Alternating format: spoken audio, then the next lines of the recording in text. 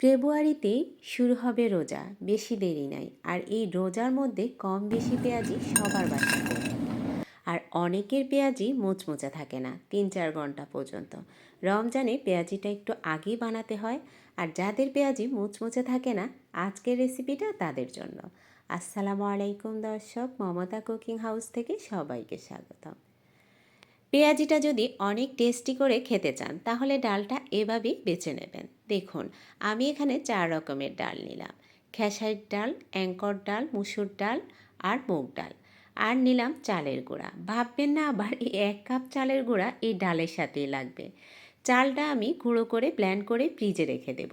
এখান থেকে মাত্র আমার সামান্য একটু চালের গুঁড়া লাগবে। আমি যে ডালটা ব্লেন্ড করলাম সেখান থেকে অর্ধেকটা নিয়ে নিলাম। আর তার সাথে দিয়ে দিলাম একটু কাঁচামরিচ কুচি, দিয়ে দিচ্ছি পেঁয়াজ কুচি। ডালটা যদি আপনি এভাবে নির্বাচন করেন তাহলে পেঁয়াজিটা খেতে অনেক বেশি টেস্টি হয়। আর রমজানের জন্য এভাবে চাইলে আপনি সমপরিমাণ ডাল নিয়ে ব্লেন্ড করে ডিপ ফ্রিজে ভাগ করে রেখে দিতে পারেন, তাহলে কাজটা আপনার অনেকটাই এগিয়ে থাকবে। এরপর দিয়ে দিলাম স্বাদমতো লবণ, হলুদ গুঁড়া, লাল মরিচের গুঁড়া, একটু জিরার গুঁড়া আর একটু ধনিয়ার গুঁড়া। তারপর দিয়ে দিচ্ছি ধনে পাতা।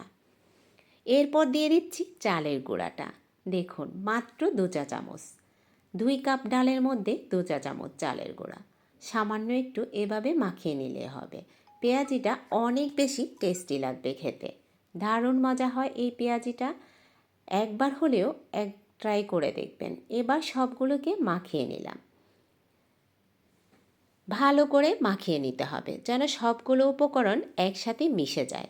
এই ফাঁকে আমি চুলায় একটা ফ্রাই প্যান বসিয়ে তেলটা গরম করে নিলাম। এরপর একটা একটা করে পেঁয়াজিগুলো দিয়ে দিলাম। দেখুন, রমজানে আমরা অনেক আগেই পেঁয়াজি তৈরি করে থাকি, সেজন্য অনেকের পেঁয়াজিটা মুচমুচে থাকে না। প্রায় কেউ 2টো করে বানায়, আবার কেউ বেলা 3টার দিকে বানায়। যেহেতু রমজান মাস, ইফতারিটা আগেই রেডি করতে হবে। আপনার এই পেঁয়াজিটা এভাবে আপনি আগে ট্রাই করে নেবেন, তাহলে বুঝতে পারবেন আপনার পেঁয়াজিটা কতক্ষণ পর্যন্ত মুচমুচে থাকে। বিশ্বাস না হলে এই পেঁয়াজিটা এভাবে তৈরি করলে অনেক সময় পর্যন্ত মুচমুচে থাকে আর খেতেও অনেক বেশি টেস্টি হয়। ভাববেন না যে আমি এখানে তেল কম দিয়েছি সেজন্য পেঁয়াজিটা মুচমুচে হবে না। এরকম অল্প তেলেও পেঁয়াজিটা মুচমুচে থাকবে। এইভাবে একবার হলেও বানিয়ে দেখবেন। দেখুন, আমি একটা একটা করে সবগুলো পেঁয়াজিকে উল্টে দিচ্ছি। দেখতে যতটা লোভনীয়, খেতেও ততটা টেস্টি এই পেঁয়াজিটা। আশা করছি আপনাদের সবার কাছে ভালো লাগবে। ভালো লাগলে আমার চ্যানেলটা সাবস্ক্রাইব করবেন, ভিডিওটা বেশি বেশি শেয়ার করবেন, লাইক ও কমেন্ট করতে ভুলবেন না। এভাবে আমি সবগুলো পেঁয়াজি তৈরি করে নিলাম।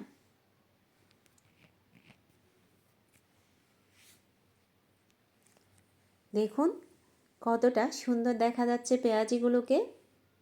তো আশা করছি আপনাদের কাছে রেসিপিটা ভালো লাগবে আর একটু হলেও আপনারা এই ভিডিওটা দেখে উপকৃত হবেন।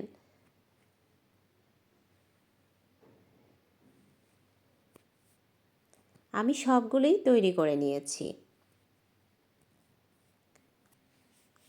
এই পেঁয়াজিটা খেতে অনেক বেশি টেস্টি, কেননা আমি এখানে কয়েক রকমের ডাল দিয়েছি। দেখুন, কালারটা দেখে এখনই জিভে চলে আসছে নিশ্চয়ই সবার। আওয়াজটা শুনে নিশ্চয়ই বুঝতে পেরেছেন পেঁয়াজিটা কতটা মুচমুচে হয়েছে। তো আজকের রেসিপি এই পর্যন্তই। সবাই ভালো থাকবেন, সুস্থ থাকবেন। আল্লাহ হাফেজ।